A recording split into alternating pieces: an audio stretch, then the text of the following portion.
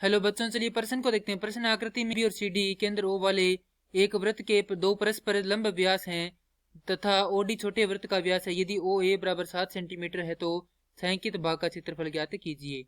हमें यहाँ पर ओ ए अर्थात जो बड़ा वृत्त है उसकी त्रिज्या दी गई है, हमें जो छायांकित भाग है उसका क्षेत्रफल ज्ञात करना है। तो प्रश्न को आगे हल करें उससे पहले जो प्रश्न की मुख्य अवधारणा है उस पर विचार कर लेते हैं। तो इस प्रश्न के लिए जो मुख्य अवधारणा है वह हो जाएगी कि किसी वृत्त के व्यास द्वारा परिधि पर बनाया गया कोण 90 डिग्री का होता है। अर्थात ये जो कोण है ये कितने डिग्री का होगा? कोण सी 90 डिग्री का होगा। और साथ ही में हमें यह दिया गया कि दोनों क्या है, ये व्यास लंबवत हैं। तो यहाँ पर ये भी कोण 90 डिग्री का होगा और ये भी कोण 90 डिग्री का होगा। और ये जो ओ ए है 7 है और ओ सी भी क्या है, त्रिज्या, तो ये भी 7 होगी और ओ बी भी क्या होगी, 7 होगी। तो यहाँ से हम देखें तो ये हमारे पास एक त्रिभुज ए ओ सी आ रहा है और त्रिभुज ए बी सी को ओ सी क्या करे, दो बराबर भागों में बांट रही है।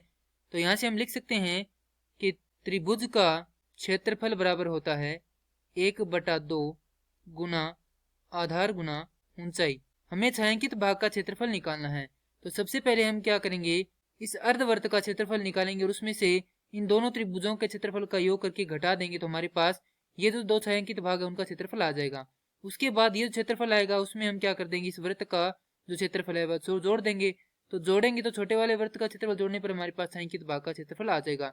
अब जैसा कि हमें दिया गया है कि जो ओडी है वो भी कितना है, 7 सेंटीमीटर है। तो ये ओडी क्या है, व्यास है। तो जो ये त्रिभुज ओडी है, माफ कीजिए, जो वृत्त जिसका व्यास ओडी है उसकी जो त्रिज्या है वह कितनी हो जाएगी, 3.5 या 7/2 सेंटीमीटर हो जाएगी। तो यहाँ पर बिंदु मान लेते हैं हम कोई P। तो यहाँ पर लिखते हैं केंद्र P के वृत्त का क्षेत्रफल बराबर पाई आर का वर्ग, जहाँ पाई का मान होता है 22/7 और आर होती है त्रिज्या। तो आर है 7/2 गुना 7/2। तो 7 से 7 कट जाएगा, 2 से काटेंगे तो 22 कटेगा 11 बार। तो ये हो जाएगा 77/2 वर्ग सेमी। तो हमारे पास जो छोटे वाला वृत्त है उसका क्षेत्रफल आ चुका है। अब हम निकालेंगे अर्धवर्त का क्षेत्रफल। अर्धवर्त ए बी सी का क्षेत्रफल बराबर 1/2 गुना में पाई आर का वर्ग।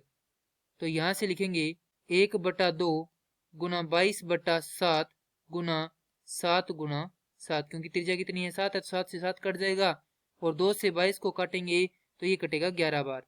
तो हमारे पास आएगा 77 वर्ग सेमी। अब हम क्या करेंगे, त्रिभुजों का क्षेत्रफल निकालेंगे। तो सबसे पहले हम क्या करते हैं, एक त्रिभुज का क्षेत्रफल निकाल लेते हैं, उसे 2 से गुना कर देंगे, दोनों का आ जाएगा। तो यहाँ पर लिखते हैं 2 गुना त्रिभुज ओ ए सी का बराबर 2 गुना आधार गुना ऊंचाई, 1/2 गुना आधार गुना ऊंचाई। तो 2 से 2 कट जाएगा अर्थात आधार गुना ऊंचाई आ जाएगी। आधार कितना है हमारे पास, 7, और ऊंचाई भी कितनी है, 7। तो यहाँ पर मान रखेंगे तो 7 गुना 7 हो जाएगा 49 वर्ग सेमी। अब हमें निकालना छायांकित भाग का क्षेत्रफल। तो छायांकित भाग का क्षेत्रफल बराबर P केंद्र के वृत्त का क्षेत्रफल योग अर्धवृत्त का क्षेत्रफल घटाव त्रिभुजों का क्षेत्रफल। तो हमें प्राप्त होगा, सारी मान है वो रख देंगे।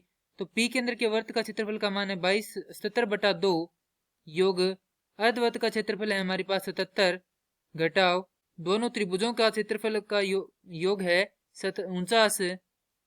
हल करेंगे तो आएगा 77/2 योग 28। हल करेंगे तो आएगा 77 योग 56 भाग में 2।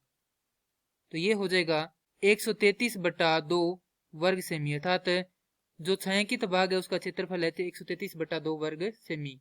और ये हमारे प्रश्न का उत्तर है। मैं आशा करता हूँ कि यह प्रश्न आपको समझ में आया होगा। धन्यवाद।